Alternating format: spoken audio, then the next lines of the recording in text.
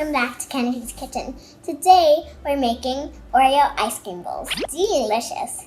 Today we have a special guest because this recipe needs an adult supervision. So, my special guest is, drumroll please, Lexi! Now let's introduce our ingredients. First up, we have flour, 1 cup of flour, sugar, 1/3 cup of sugar, butter, 4 tablespoons of butter, eggs, 2 eggs, and Oreos. But you'll also need non-stick cooking spray, a muffin pan, a pot, as well as oil and mixing bowls. First things first, we're going to separate the cream from the cookie. So, you're going to use the whole package for this particular recipe. And the easiest way to do this is 1 bowl of cookies, and then just grab a butter knife and scoop off the cream.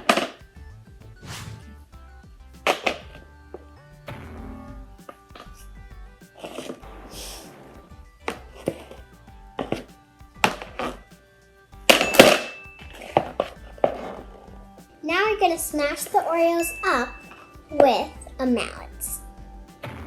My aunt's going to do this one because she's an adult and I don't want to make a mess.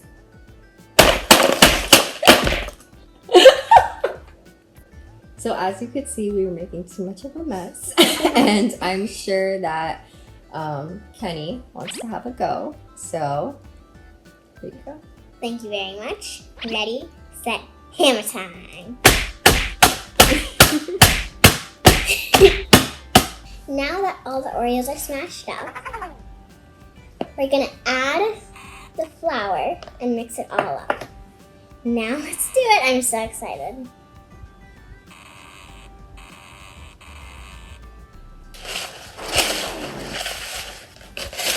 So we just need it completely blended together. This is a lot easier now that the Oreos are mashed together.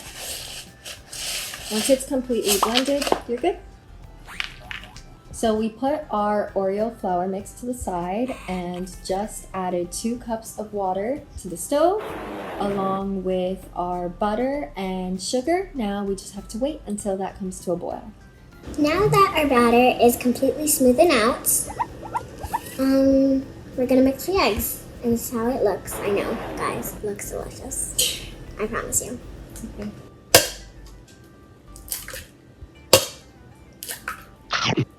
Oh, that's so good. Did you lick it? Yes, I did. It smells like deep fried Oreos. Yeah, for real. And I love this. So now that our batter is finished, we scooped it out and put it in our version of a piping bag. Here's where you need your muffin pan. Not in the traditional way though. You're gonna flip it over because what we're gonna do is get our non-stick cooking spray. Spray this whole thing. And trace the shape with our batter. I can already tell that this is gonna be a hot mess. It's gonna be a hot mess when you do it. But I really have never done this before, so we'll see how this turns out.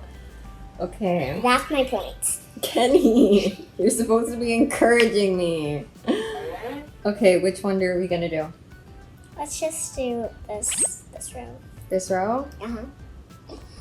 Don't laugh at me. As long as it coats the whole thing, that's what matters. The taste is what matters, okay? That's true.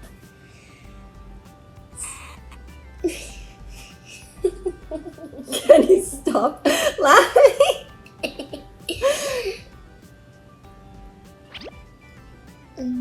So it was easier for us to put the chocolate in these Silicone molds. silicone molds. And like we used these from our last video, it turned out awesome. So it was kind of hard with the piping bag, so we put it in here. But we'll still see how it turns out in the end. Remember, the taste is the thing that matters most. Yeah.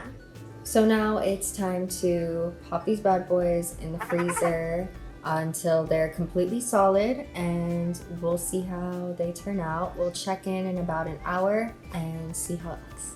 I'm glad because I'm hungry and not because I want to eat these right now. Didn't you look enough at the batter? Day 2. It tastes great. It looks We had issues. So as you saw, we had to put it in the freezer to freeze. We did that overnight. However, it stuck to the pan. My suggestion, use an actual piping bag, but sometimes that's all you have, your own makeshift one. Ideally, what we would do afterwards is pop the bowls off, fry them in a pan, deep fry them in a pot for a minute or two, and then sprinkle sugar and serve your favorite ice cream with it. So we're still gonna eat this because we don't waste food in this household. Kennedy. I'm eating this ice cream, which looks like peanut butter and chocolate. And I'm eating Talenti's raspberry sorbet with the chocolate.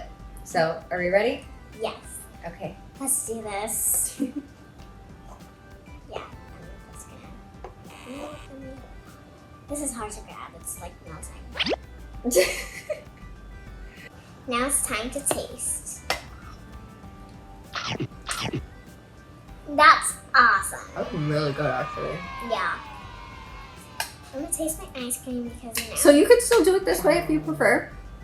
I suggest get a piping bag just so it's thicker and can actually pop off of the pan. But in terms of tastiness, 10 out of 10. I'd like to thank my Auntie Lexi for joining this episode of Kennedy's Kitchen. So thank you.